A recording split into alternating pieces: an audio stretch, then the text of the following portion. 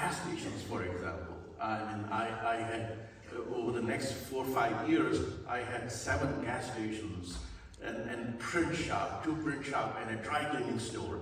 And I was just, but it was a very difficult journey because the retail business is 24/7 operations. Is very difficult. I mean, I have been, held on gunpoint and and almost lost my life in this kind of a gas station business. It was difficult environment, and we expanding the business, the print shop business, and we bought a big, huge press, and we were doing 4-color printing and all that. In those days, paper was the king. In those days,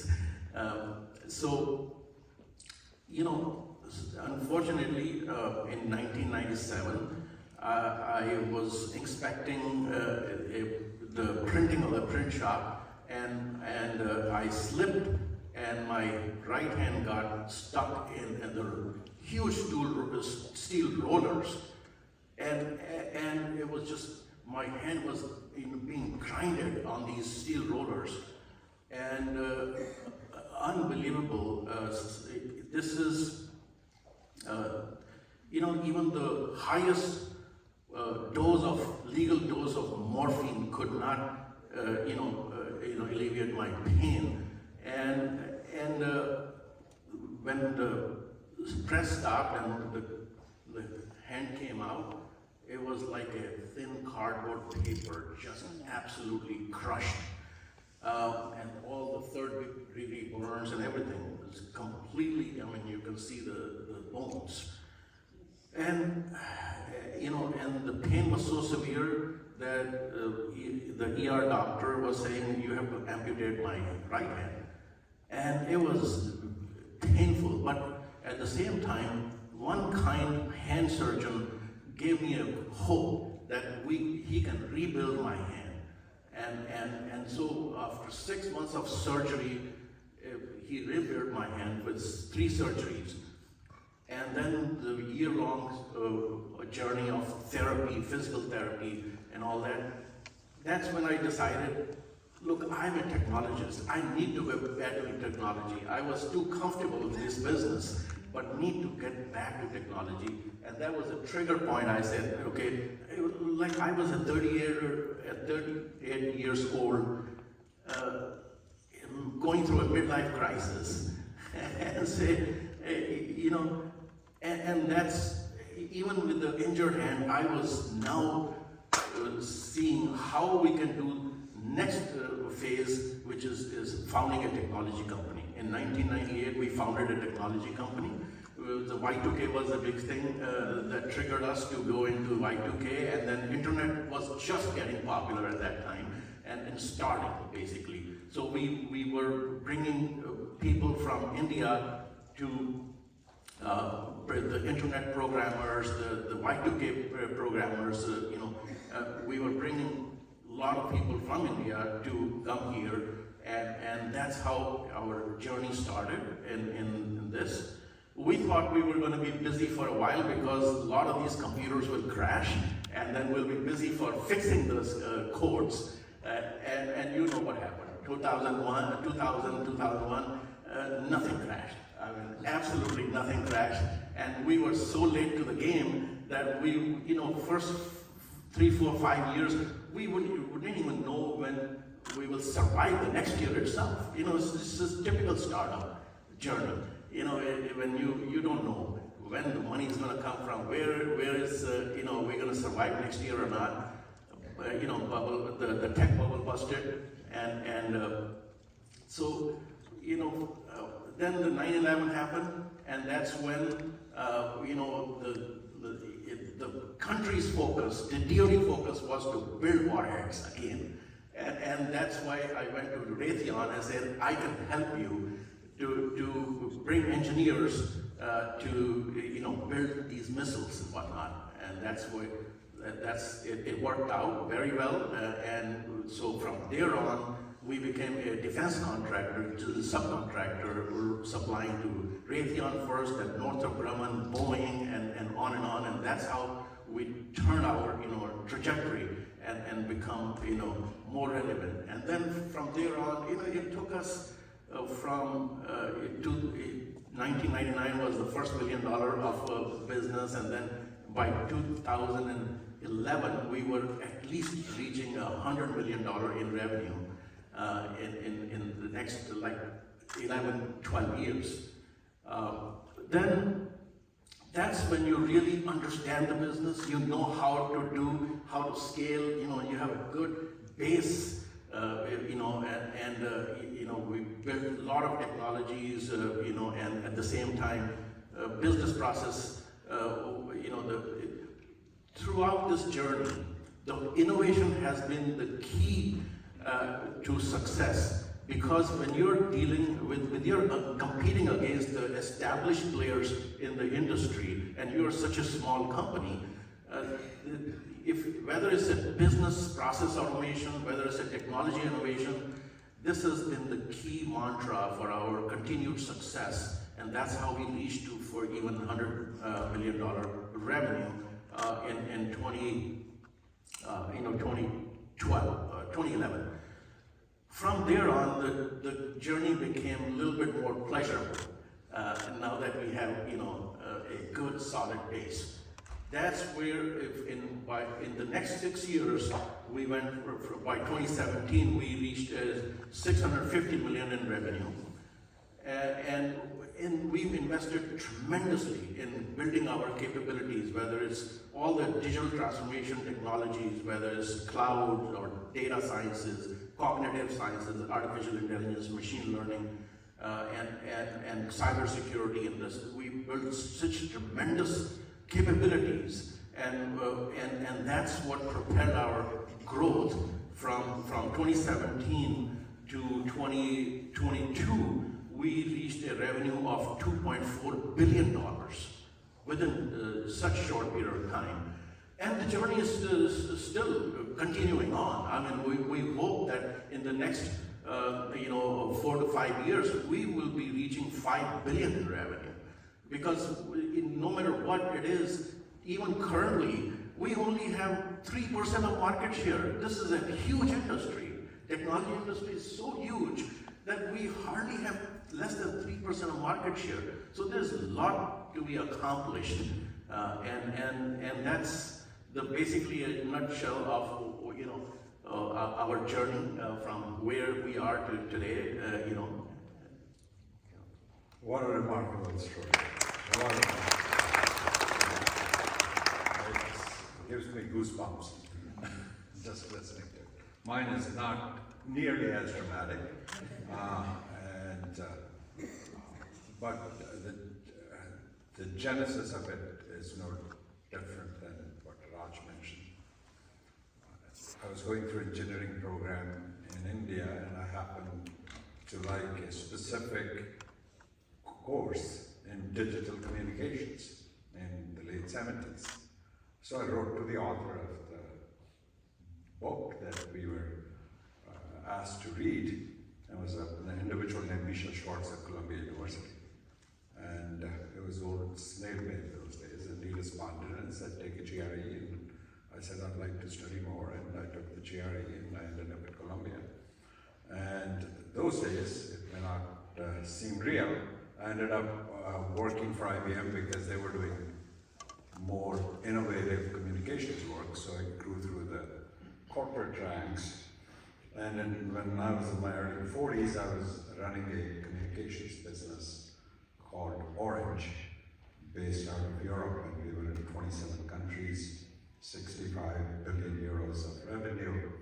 So I ran that company for half a decade. I was a little over 50 when I said, I'm leaving this.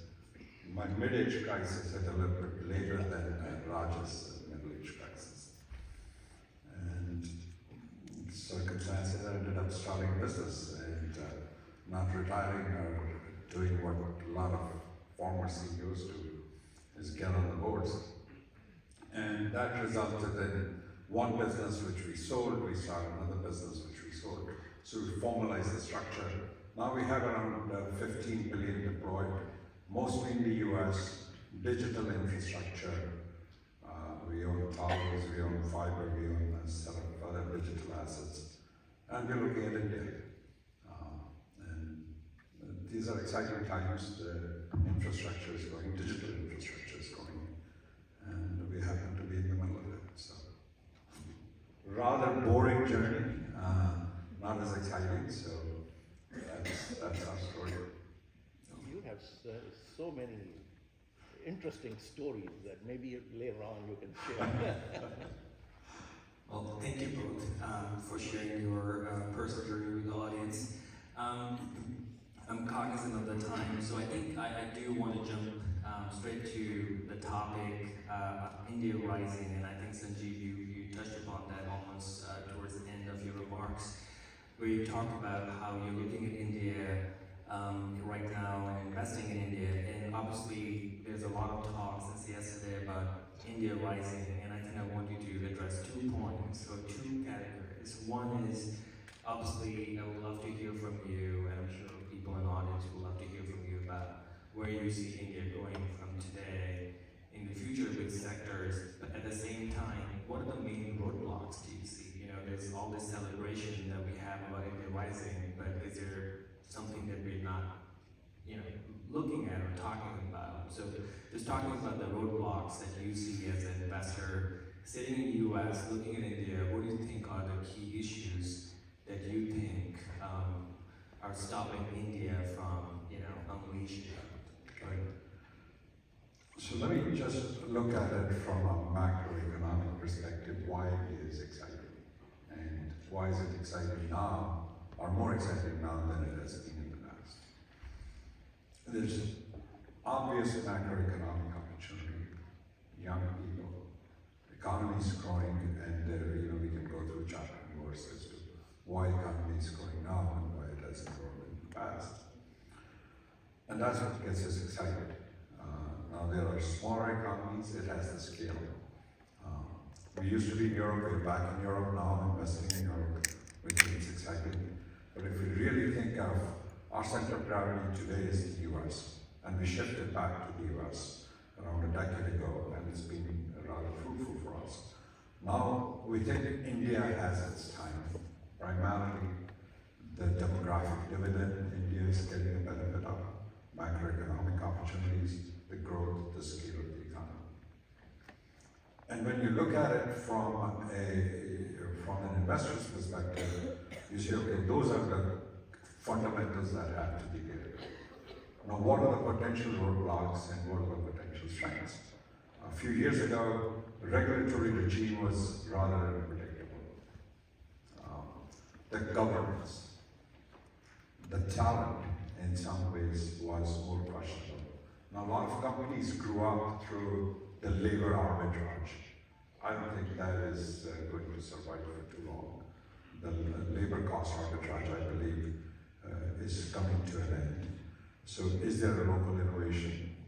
Is the regulatory and legal framework, which Rajat, you know more than I do, is it predictable?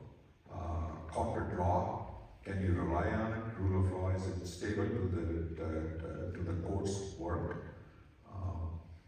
And in my old life, and also in our current business, we've done business practically all over the planet. I used to say, you know, we own regulated businesses from New Caledonia. I don't think many people in the room know where New Caledonia is, to Dominicana, and in between, so 27 different countries and different regulatory regimes.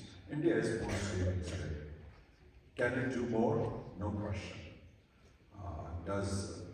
But today it has a defined governance, defined regulatory system, and there are laws.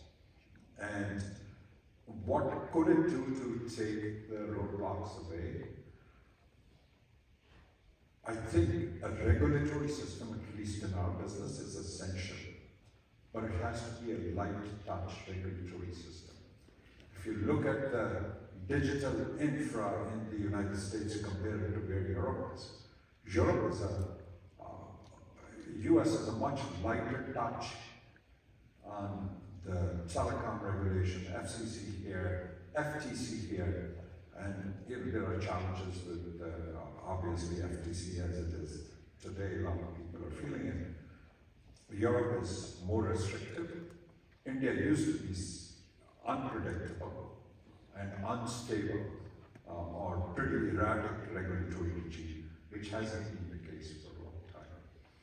And courts are still slow, but obviously you have the benefit of English law, you have the benefit of Singapore laws, you have the benefit of other jurisdictions you can work through. So I think most of the macro factors are in support of investors going in. And look, from our vantage point, we think we would invest anywhere from 15 to 20 billion over the next decade in India, mostly in the energy infrastructure, energy transition as it is happening, and in the digital infra. Very good. See, we set up a center in India many years ago. 2005 onwards, we set up a recruiting center and a shared services center in India early on. And not only that it's good business, but we saw that, look, our country educated us almost free of cost. Absolutely free of cost. I mean, DCE, Delhi College of Engineering fee was 180 rupees. And then we gave it back in merit scholarship. So our country educated us free of cost. I mean, they didn't even have us sign a bond to say you have to work here and grow this country. But we feel indebted to our country, and we feel that this is not only a good business, but it feels good to go and set up operations in India, create jobs. I mean, we have created, over the years, we have created, we have 10,000 employees in India, in our development centers, in our shared services centers. So it's not only good business, because obviously, 2005, it was labor arbitrage was good, nowadays it's a little bit less. But if you really want to scale your business, there's more, the real choice is India, because that's where a good young talent resides, talented people who are educated, and we have same cultures.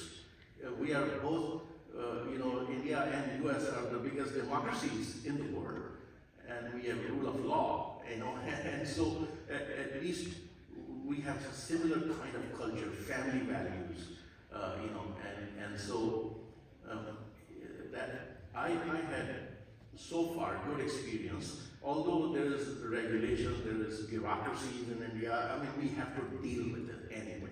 And the Indians, the senior executives, are very tolerant, and so we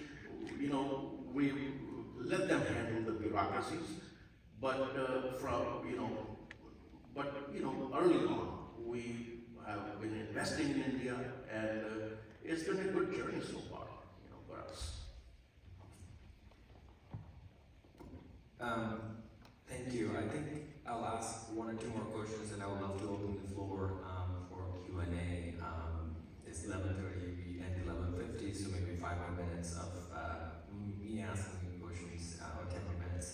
I would love to hear, so I've been here since yesterday, and I remember when I was in school, that was a question in my mind, and especially with this Team India Rising, a lot of students, a lot of entrepreneurs in the US are constantly asking this question, like we're celebrating India's rise, should we stay here, should we go back?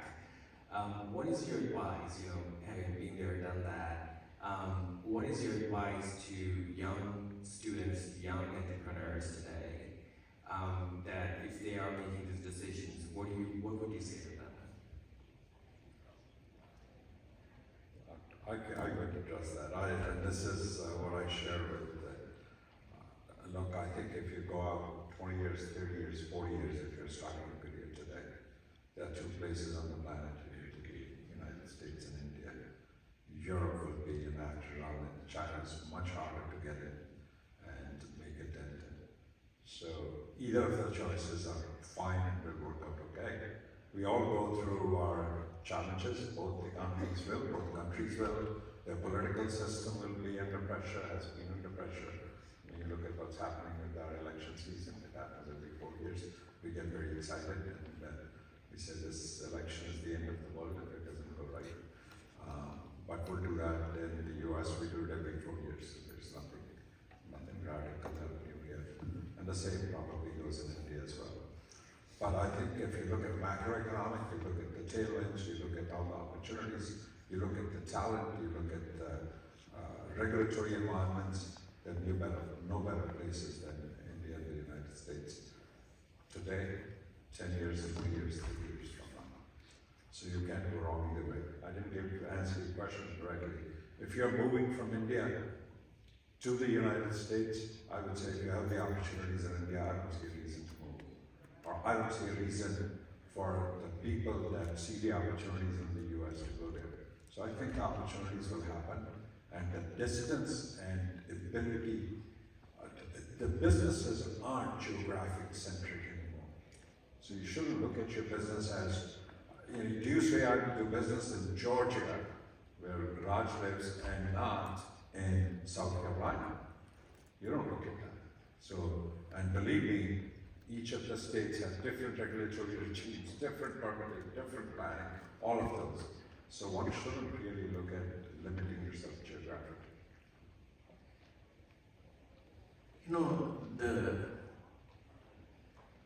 The immigration problems are so severe nowadays. H-1Bs is a challenge. Getting green card is a challenge. So that's what kind of all these entrepreneurs or startups now have gravitated to India. I mean, Bangalore has been a hub next Silicon Valley, right? And so I see that young people are now going back to India and set up startups over there because right now we're like a global ecosystem. It's not like we are just, if you're in India, you don't have access to America. I mean, that's why I see that, a lot of these startups are now really accelerating in India. But for young entrepreneurs that you asked me the question that, what is the advice, I would say, find what you're passionate about. That's the most critical part, is what you're passionate about. And when you are a startup, when you're starting your journey, there'll be so many challenges, you'll never know what will hit you in the next day or next year. There'll be so many challenges, but your passion will overcome all these challenges.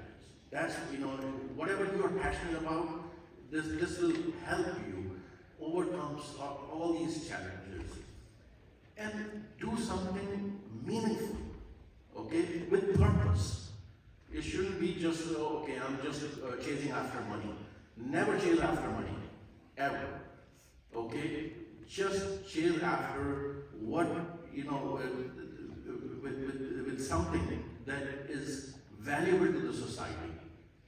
And because the money will come as soon as you figure out what is valuable to the society and you offer that to the society, and the money will come, revenue will come, but never chase after money.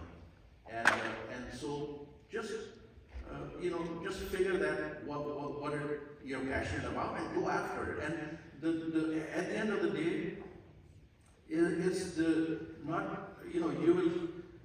the grit is what's going to continue to drive you forward.